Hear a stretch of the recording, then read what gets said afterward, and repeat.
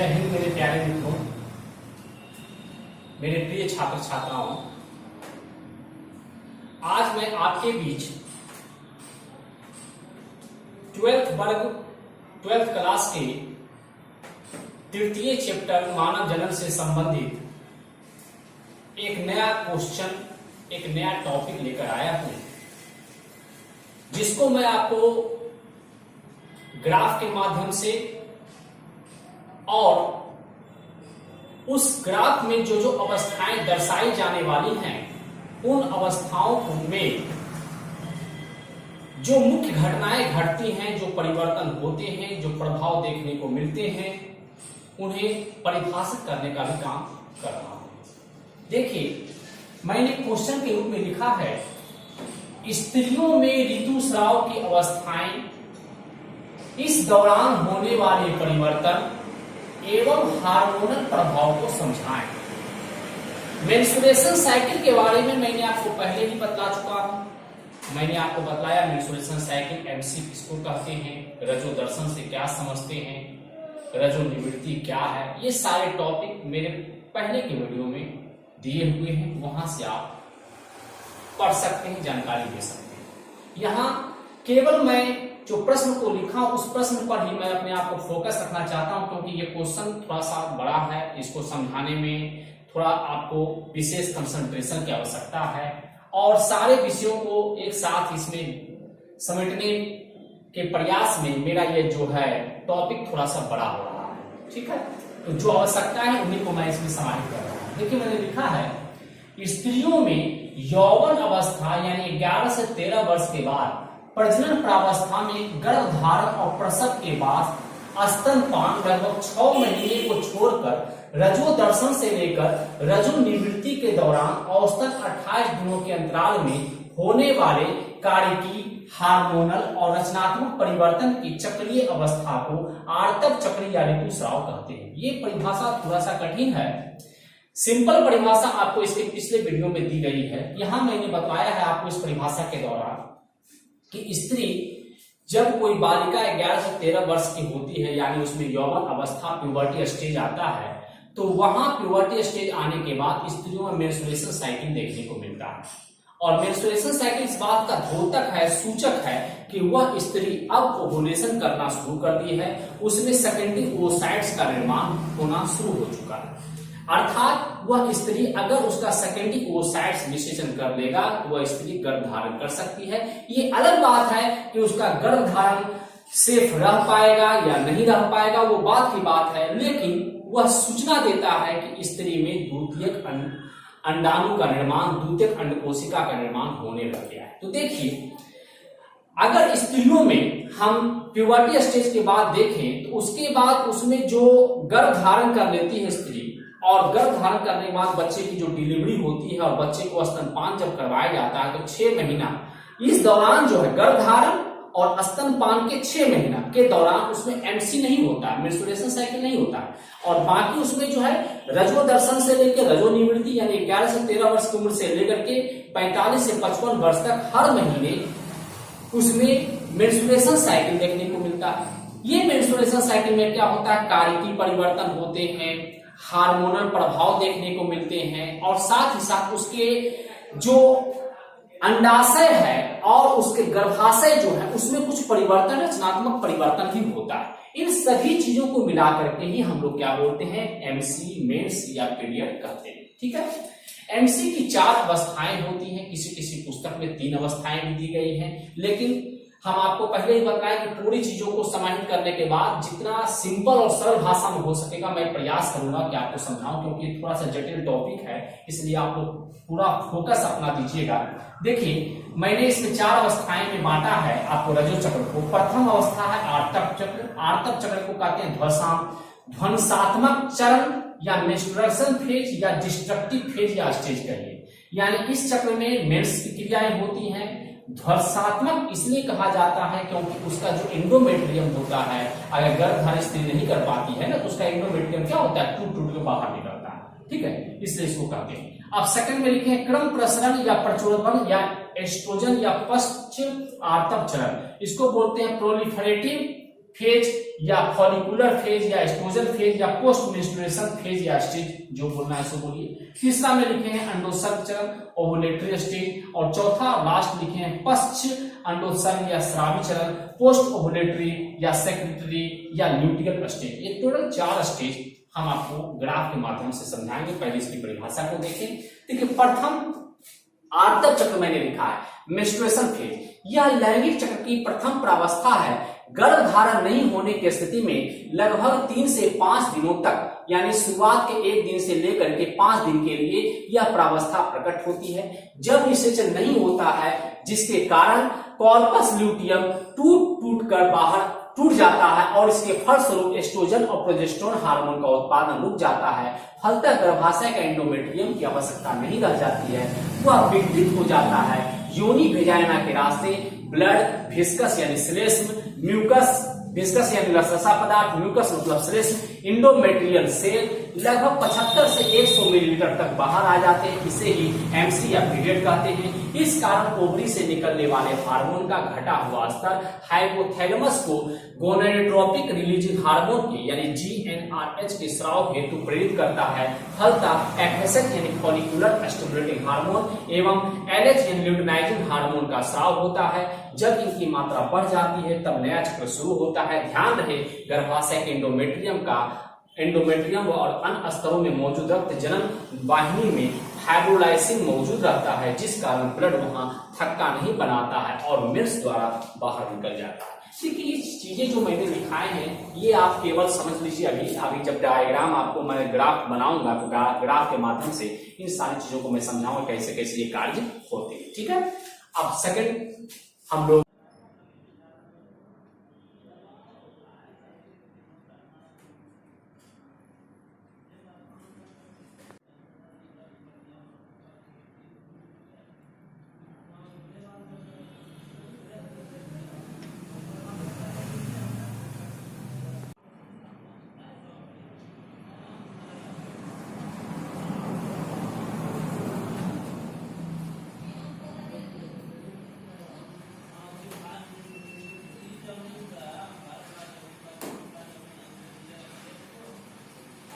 के द्वितीय चक्र प्रचुरोद्भवन अवस्था को और उसके आगे की जो जो अवस्थाएं होती हैं उनको लिखने का कार्य किया है। देखिए सेकेंड स्टेप है प्रचुरोद्भवन अवस्था, जिसको पॉलीफेरेटिक फेज के नाम से भी जानते हैं। यह एमसी के 6ठे से 13वें दिन तक चलता है। जीएनआरएच गोनेडोट्रोपिक रिलीजिंग हार्मोन इस प्रावस्था को शुरू करता है। इस प्रावस्था को शुरू करता है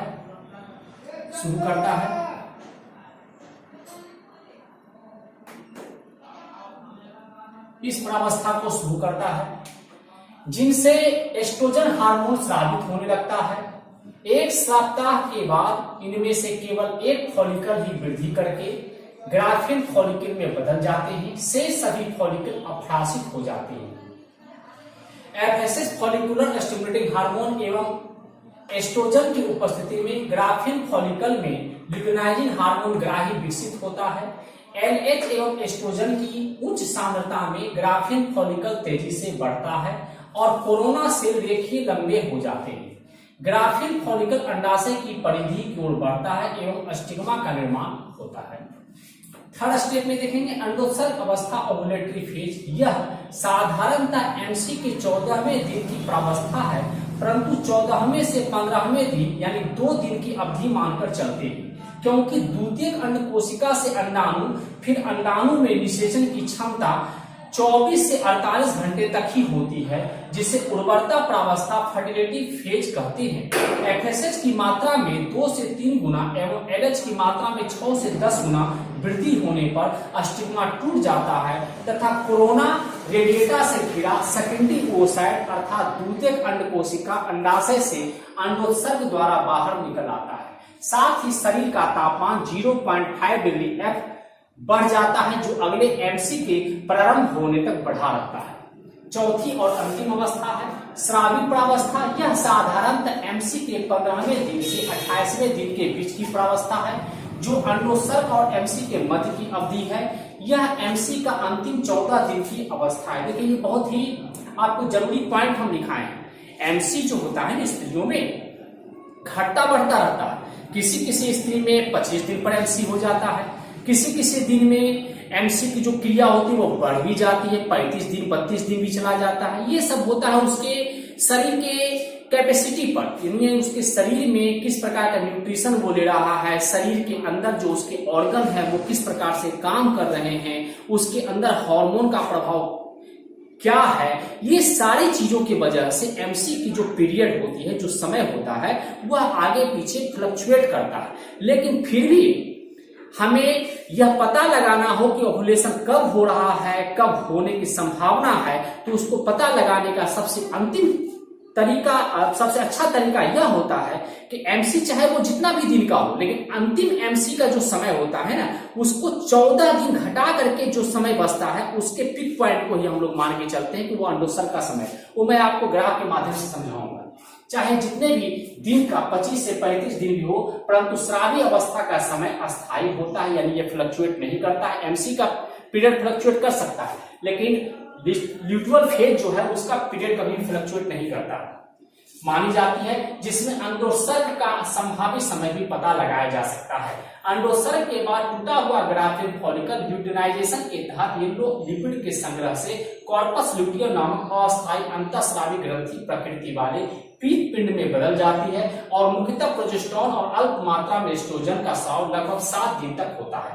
प्रोजेस्टेरॉन गर्भाशय एंडोमेट्रियम को गर्भ आरोपण की संभावना का अधिक मोटा हो जाता है। प्रोजेस्टेरॉन के कारण जो है एंडोमेट्रियम मोटा होता है और कॉर्पस ल्यूटियम जो है वो श्वेत पिंड में बदल जाता है, जिसको कॉर्पस एल्बिकन्स कहते हैं। लेकिन यदि निषेचन और गर्भ आरोपण नहीं हो तो अगले एमसी चक्र में शुरुआत हो जाती है, क्योंकि उसमें एंडोमेट्रियम टूट कर जो है, मैंने पहले ही फेज में आपको बताया था, सेकेंडरी फेज में टूट कर जो है बाहर, मेंस्ट्रुएशन फेज में टूट कर बाहर निकलना शुरू हो जाता है। तो इस प्रकार से क्रियाएं होती हैं। देखिए जितनी भी चीजें लिखी केवल आप पढ़ेंगे और इसके फेज को आप याद रखिएगा, ठीक है। बाकी जो ग्राफ मैं आपको बताने जा रहा हूं, ग्राफ को अगर आप बढ़िया से समझ लीजिएगा तो आपको ये सारे चीजें जो है बहुत ही क्लियर हो जाएंगी। और अगर आप ये याद नहीं भी करते हैं तो इनमें से अधिकांश बातें आप उस ग्राफ के माध्यम से लिख पाएंगे। साथ ही साथ सेक्स कब करना चाहिए, कब नहीं करना चाहिए, किस समय हमें सेक्स करने के बाद बच्चे होने की संभावना जो है वो प्रबल हो जाती है, यानी निषेचन होने की संभावना प्रबल हो जाती है। इन सारी चीजों को मैं ग्राफ में जब बनाऊंगा तो ग्राफ के माध्यम से ही आपको समझ।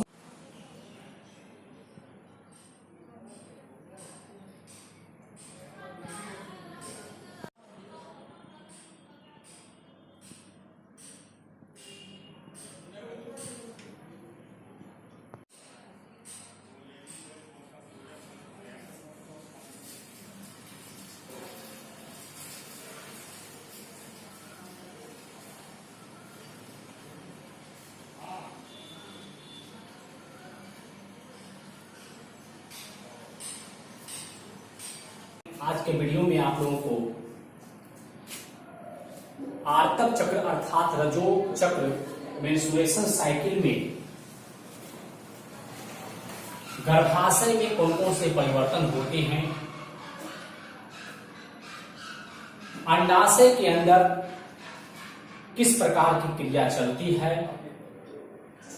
इन दोनों कार्यों के होने के दौरान कौन कौन से हार्मोन निकलते हैं और वो हार्मोन किस प्रकार से अपनी भूमिका निभाते हैं, उन सभी को मैंने विस्तार के साथ आपको लिख दिया और अब मैं आपको डायग्राम के माध्यम से समझाने जा रहा हूं। मैं आपसे एक बात स्पष्ट कहना चाहता हूं, अगर आप ये जो आरेखन मैंने किया है, जो डायग्राम मैंने बोर्ड पर बनाया है, अगर इसे आप बढ़िया से समझ लेंगे तो जो मैं आपको लिखाया हूं इसके पहले, उसमें आपको याद करने की आवश्यकता नहीं पड़ेगी, वह केवल 1-2 बार पढ़ लीजिएगा। अगर आप कुछ भूल भी जाते हैं तो इस डायग्राम के माध्यम से आप जितना जरूरत है उतना आप लिख सकते हैं और आपके वस्तुनिष्ठ प्रश्न भी हल हो जाएंगे।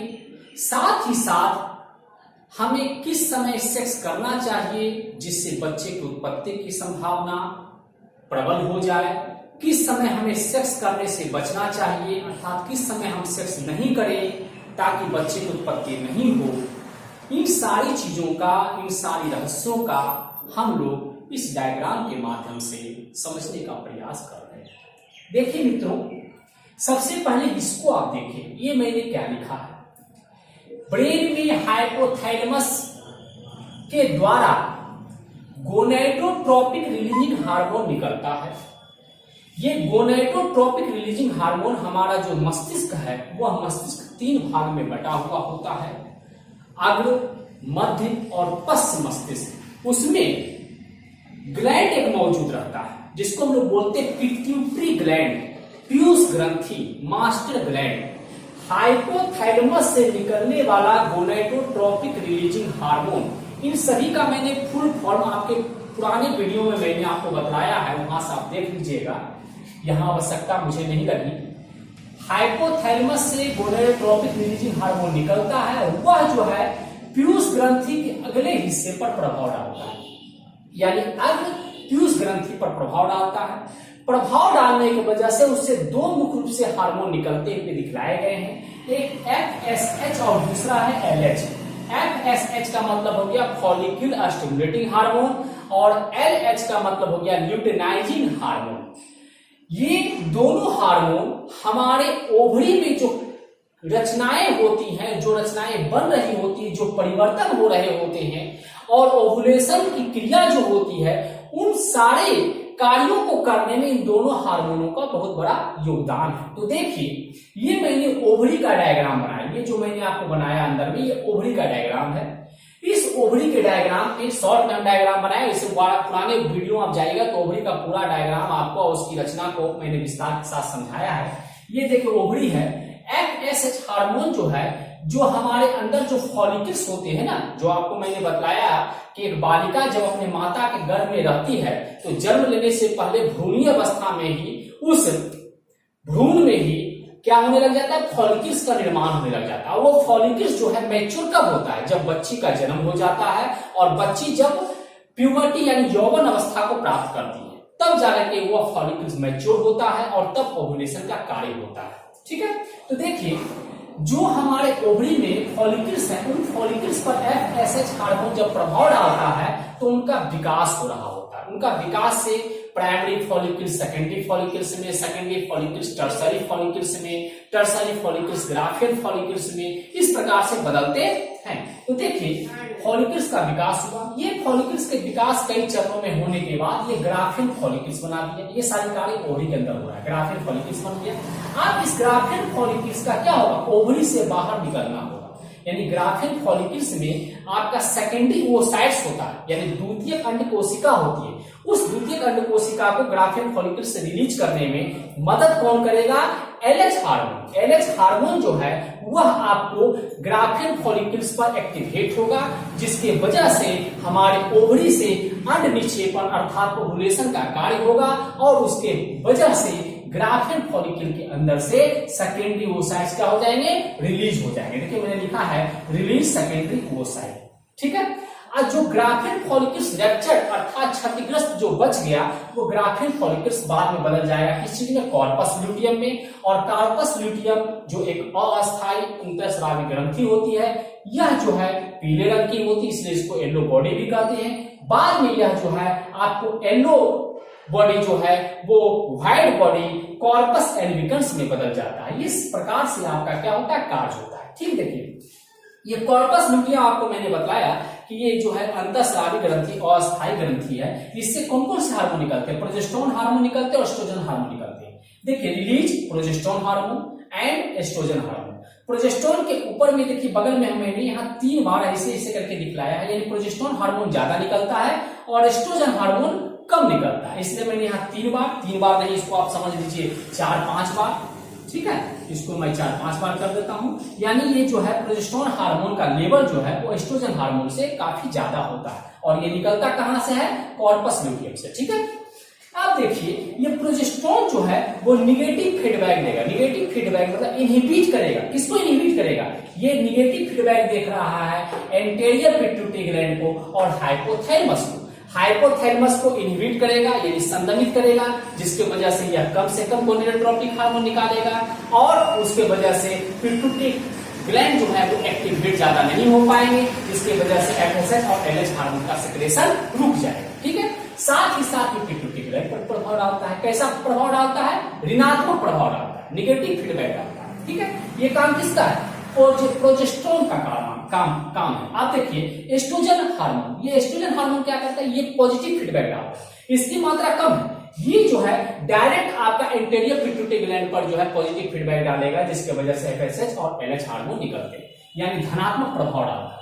ये एस्ट्रोजन धनात्मक प्रभाव डालता है कम मात्रा में रहने के बाद, और प्रोजेस्टेरोन अधिक मात्रा में रहने के बाद आपका ऋणात्मक प्रभाव डालता है। ये ऋणात्मक और धनात्मक प्रभाव जो होता है ना, वह आपका जो अंदर में साइकिल चल रहा होता है ओवरी और क्या कहता है यूटेरस के अंदर, उसके वजह से ये निगेटिव और पॉजिटिव प्रभाव अपना उत्पन्न करता है। ठीक है, ये सारी चीजों तो हो गई। अब देखिए यहाँ पर मैंने कुछ चीजों को लिखा है, इसको मैं बाद में आपको समझाऊंगा। इसके बाद आप आ जाइए यहाँ पर, जो मैंने आपको बतलाया था कि बुक्स में 3 ही आपके अवस्थाएं बतलाई गई हैं, 4 अवस्थाएं बतलाई गई हैं, लेकिन व्यापक रूप से समझने के लिए मैंने आपको 4 अवस्थाएं बताई थी। पहला अवस्था है मेंस्ट्रुअल फेज, दूसरा अवस्था है पॉलीफ्रेटिव फेज, तीसरा अवस्था ओवुलेटरी फेज, और चौथा अवस्था है ल्यूटियल फेज। ल्यूटियल फेज के बाद फिर शुरू हो जाएगा मेंस्ट्रुअल फेज। ठीक है, अब देखिए इस मेंस्ट्रुअल फेज में ये लाल लाल जो मैंने दिखलाया है, ये क्या है? एंडोमेट्रियम, यानी गर्भाशय के अंदर 3 लेयर होते हैं, है ना? 3 लेयर, पेरीमेट्रियम, मायोमेट्रियम और इंडोमेट्रियम। इंडोमेट्रियम में ही क्या होता है? इंडोमेट्रियम में गर्भ का आरोपण होता है, भ्रूण का आरोपण होता है, यानी गर्भ धारण का कार्य जो है वो इंडोमेट्रियम में ही होता है। ठीक है, तो आपका ये इंडोमेट्रियम, यूटेरस गर्भाशय के इंडोमेट्रियम में किस प्रकार से मोटाई उसकी बढ़ रही है, उसको मैंने लाल रचना से दर्शाने का कार्य किया है। ये देखिए इसकी मोटाई को दर्शा रहा है, इसलिए मैंने लिखा है थिकनेस ऑफ इंडोमेट्रियम। कहां हो रहा है? यूटेरस के अंदर हो रहा है। ठीक है, दूसरा देखिए ये काला से मैंने आपको एस्ट्रोजन हार्मोन को दिखलाया, एस्ट्रोजन हार्मोन के लेवल को, और ब्लू कलर से मैंने प्रोजेस्टेरोन हार्मोन के लेवल को दिखलाया। ये दोनों हार्मोन कहां से निकलना है? ये दोनों hormone ovarian hormone level, ovary से निकलने वाले जो है क्या है? ये हार्मोन के लेवल है, जो एस्ट्रोजन और प्रोजेस्टेरोन हार्मोन। ठीक है, अब देखिए इसके बाद आपका ये जो रचना दिखा रहा है, ये ओवरी के अंदर होने वाला फॉलिकल्स का विकास है। फॉलिकल्स का विकास हो रहा है, चेंजिंग इन ओवरी। ओवरी में क्या क्या चेंजिंग हो रहा है वो मैंने दिखलाया है। और यहां पर ऊपर में आ जाइए, मैंने ब्लैक कलर से आपको एलएच हार्मोन, ल्यूटिनाइजिंग हार्मोन, और ब्लू कलर से एफएसएच, फॉलिकल स्टिमुलेटिंग हार्मोन को ग्राफिंग करने का कार्य किया है। अब देखिए आप समझिए इसको कैसे कैसे कार्य होता है। ये टोटल पीरियड आपको जनरली माना जाता है 28 दिन का, ऐसे फ्लक्चुएट भी हो सकता है, 28 से कम भी हो सकता है कुछ दिन, और 28 से कुछ दिन ज्यादा भी हो सकता है, 25 दिन का भी हो सकता है, 26 दिन का भी, और 32-35 दिन का भी मेंस्ट्रुएशन साइकिल हो सकता है। ठीक है, लेकिन जनरली मेडिकल साइंस में 28 दिन का मान के चला जाता है। ठीक है, तो देखिए मैंने इसमें दिखलाया है आपको किस प्रकार से ये कार्य हो रहे हैं।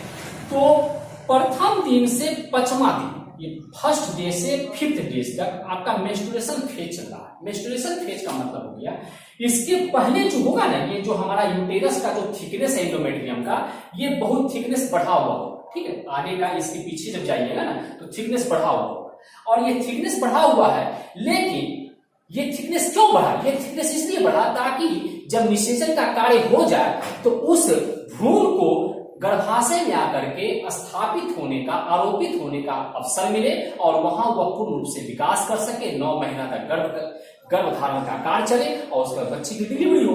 लेकिन अगर मान लीजिए ये तैयारी तो हो गई, यूटेरस का इंडोमेट्रियम थिक तो हो गया, मोटा तो हो गया, लेकिन निषेचन नहीं हुआ। जब निषेचन नहीं हुआ तो उसकी वजह से क्या होगा?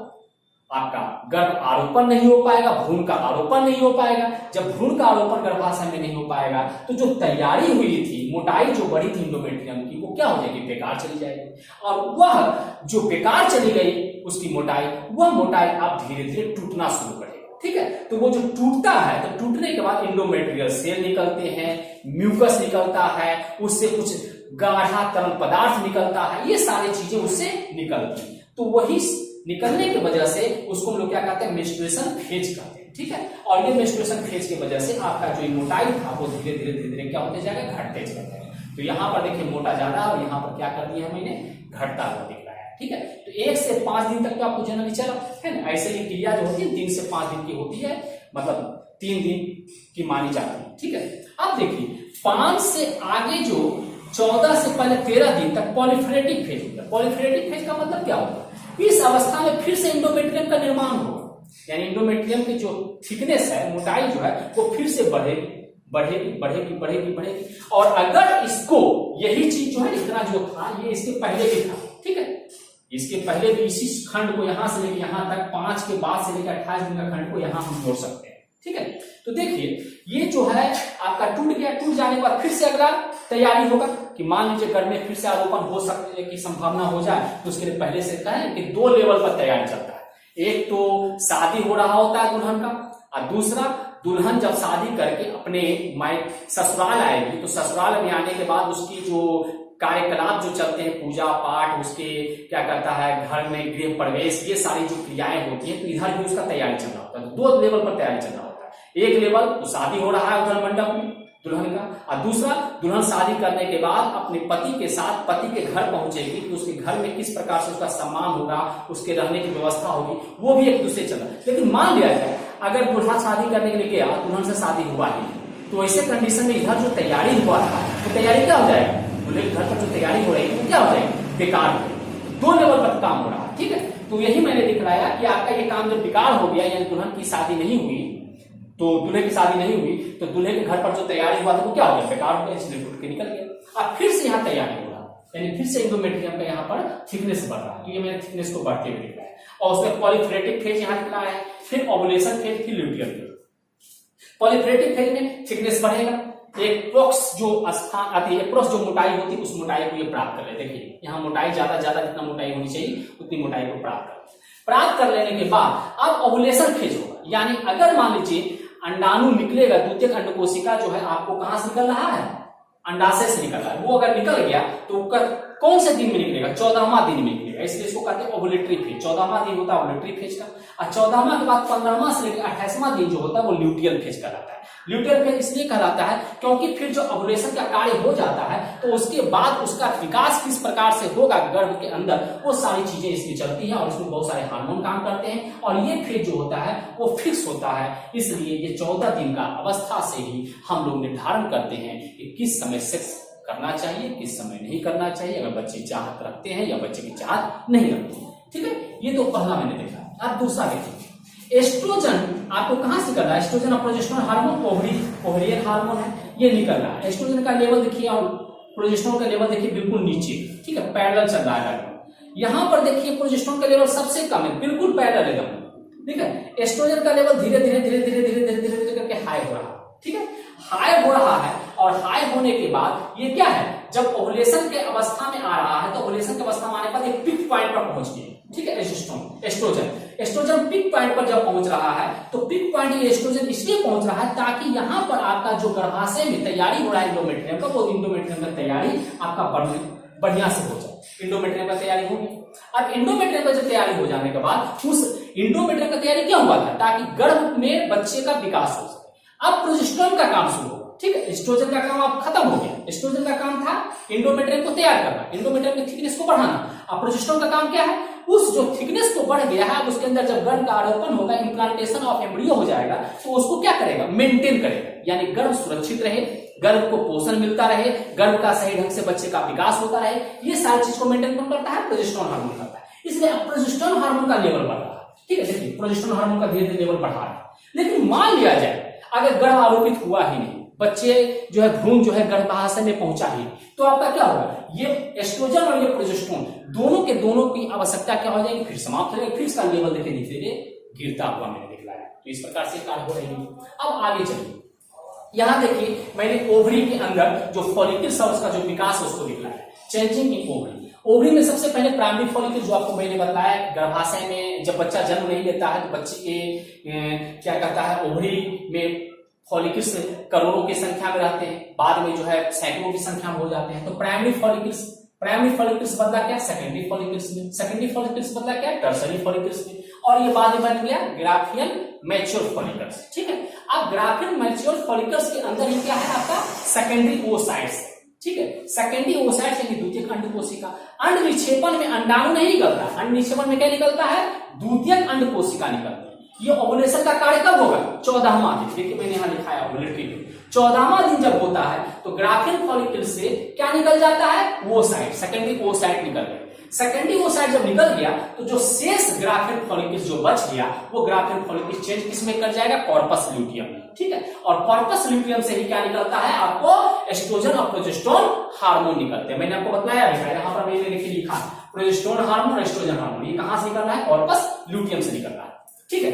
अब देखिए कॉर्पस ल्यूटियम मेंटेन करके रखेगा आपको बच्चे को, ठीक है। लेकिन अगर गर्भ का आरोपण नहीं हुआ, ये कब तक मेंटेन रखता है, ये मेंटेन रखता है 4 से 5 महीने तक, यानी 4 से 5 महीने तक में बच्चे को सुरक्षा देने का, गर्भ में जो बच्चा पल रहा है उसको सुरक्षा देने का काम हार्मोन के दृष्टिकोण से कौन करता है, कॉर्पस ल्यूटियम से निकलने वाला हार्मोन, ठीक है। लेकिन उसके बाद अगर कॉर्पस ल्यूटियम नहीं रहे, ओवरी भी निकाल दिया जाए, किसी कारण से कोई दोष हो गया स्त्री में उसकी वजह से निकाल दिया गया, तो उसके बाद अब निकाल देने से भी कोई फर्क बच्चे को नहीं पड़ने वाला। क्यों, क्योंकि उस बच्चे में जो है प्लेसेंटा जो बन जाता है, जो चारों तरफ उसका बच्चे के चारों तरफ एक थैली बन जाती है, इसको हम लोग कहते हैं प्लेसेंटा।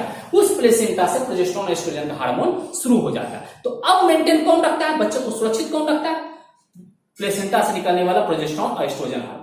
तो मैंने कहा कि 4 से 5 महीने तक मेंटेन कौन करता है, कॉर्पस ल्यूटियम से निकलने वाला प्रोजेस्टेरोन और एस्ट्रोजन हार्मोन। इसके बाद ये कॉर्पस ल्यूटियम क्या हो जाएगा, डिजेनरेट कर जाएगा। जब डिजेनरेट कर जाता है कॉर्पस ल्यूटियम धीरे धीरे बदल करके बन जाता है कॉर्पस एल्बिकेंस, ठीक है। तो इस प्रकार से क्रियाएं चलती है, ठीक है। अब देखिए आगे एंटेरियर पिट्यूटरी हार्मोन, मैंने यहां लिखाया था एंटेरियर पिट्यूटरी हार्मोन, इससे 2 हार्मोन निकलते हैं, एलएच हार्मोन और एफएसएच हार्मोन। ये दोनों बहुत बड़ा काम करते हैं। ये काम किस पर करते हैं, एफएसएच तो काम करता है फॉलिकल्स पर और एलएच काम क्या करता है, ओवरी पर, ठीक है। एफएसएच की वजह से आपका फॉलिकल्स का विकास हो रहा है। देखिए मैंने यहां दिख रहा है फॉलिकल्स का, देखिए धीरे धीरे धीरे ब्लू कलर से एफएसएच को दिख रहा है, धीरे धीरे धीरे क्या हो रहा है, ऊपर उठ रहा है, यानी फॉलिकल्स का विकास हो रहा है।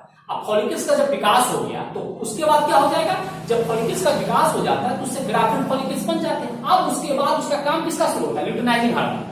तो ल्यूटिनाइजिंग हार्मोन क्या करेगा आपको कि इस फॉलिकल्स के अंदर, ग्राफिन फॉलिकल्स के अंदर जो सेकेंडरी ओसाइट्स है उसको रिलीज करेगा। तो यहां पर देखिए लेवल एफएसएच का भी गिरा हुआ है और एलएच का भी गिरा हुआ है, और अचानक क्या होता है, एलएच का लेवल ज्यादा बढ़ जाता है और एफएसएच का लेवल थोड़ा कम बढ़ता है। इसके वजह से ओवुलेशन का कार्य हो जाता है और साथ ही साथ एफएसएच के जो टूटे हुए भाग हैं ग्राफिन फॉलिकल्स के, वो कॉर्पस ल्यूटियम और कॉर्पस एल्बिकेंस में बदल जाते हैं। तो इस प्रकार से 4 लेवल पर यह कार्य होता है। मैं समझता हूं कि आप इस चीजों को समझ गए होंगे। अब देखिए यहां पर मैंने क्या लिखा, यहां मैंने एमसी का ड्यूरेशन लिखा। कोई स्त्री में 28 दिन का भी एमसी हो सकता है, 25 दिन का भी हो सकता है, 32 दिन का भी हो सकता है, 35 दिन का भी हो सकता है, 29 दिन का भी हो सकता है, 30 दिन का भी हो सकता है, कुछ भी हो सकता है। तो यहां मैंने नीचे जो ब्लू कलर से लिखाया है एमसी ड्यूरेशन, यानी एमसी की अवधि, ठीक है। और यहां देखिए ल्यूटियल फेज लिखा है, अंतिम 14 दिन जो होता है ना, फिक्स लास्ट 14 डेज, वो ल्यूटियल फेज कहलाता है। जो कि मैंने ये बताया, ये वाला क्या होता है, ये होता है फिक्स, ये जो होता है ये फिक्स होता है, इसको एकदम ध्यान रखिएगा, ये कभी चेंज नहीं करता। 14 दिन की जो अवस्था है ये एकदम फिक्स होती है, ये 14 दिन फिक्स कर दी। अब देखिए आपको ओवुलेशन पता लगाना है कि स्त्री के अंडाशय से सेकेंडरी ओसाइट्स कब निकल रहे हैं। तो देखिए 28 में ये 14 लास्ट वाला दिन जब घटा दीजिएगा तो 14वां दिन आपका होता है ओवुलेशन, ठीक है। तो 14 दिन जब घटा दिए तो 28 में 14 दिन घटा दिए तो 14वां दिन पर क्या होगा, ओवुलेशन। अगर 25 में 14 दिन हटा दिए 11वां दिन पर होगा, 32 में 14 दिन हटा दिए तो 18वां दिन पर होगा, 35 में 14 दिन हटा दिए तो 21वां दिन पर। यानी ये 14वां दिन, 11वां दिन, 18वां दिन, 21वां दिन, ये मेंस्ट्रुएशन साइकिल के बाद की जो दिन गिनती करते हैं, उस गिनती के आधार पर हम पता लगा सकते हैं। जैसे मान लीजिए किसी स्त्री में आज एमसी हुआ और एमसी होने के बाद उसका एमसी खत्म हो गया, उसके बाद का अवस्था को हम हटा देंगे तो हम पता लग जाएगा कि इस 14वां दिन, 11वां दिन में अगर हम सेक्स करते हैं तो क्या हो सकता है, वो स्त्री गर्भधारण कर सकती है। यानी अगर इस दिन के 1-2 दिन आगे पीछे छोड़ के अगर हम सेक्स करेंगे तो वह स्त्री गर्भधारण नहीं कर सकती, ठीक है। इस बात को आप जान लीजिए। कोई स्त्री, कोई जरूरी नहीं है कि अगर कोई गर्भधारण स्त्री नहीं कर रही तो उसके बहुत सारे कारण होते हैं। इसको आप ये नहीं समझ लीजिए कि स्त्री जो है या पुरुष जो है संतान उत्पत्ति के योग्य नहीं।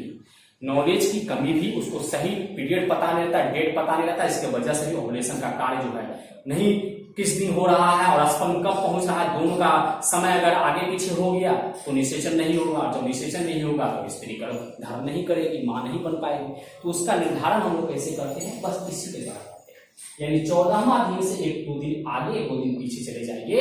यानी मेरे कहने का मतलब है कि 12वां दिन से 15वां दिन के बीच में अगर सेक्स करेंगे लगातार तो वह स्त्री क्या हो जाएगी, गर्भ धारण कर लेगी।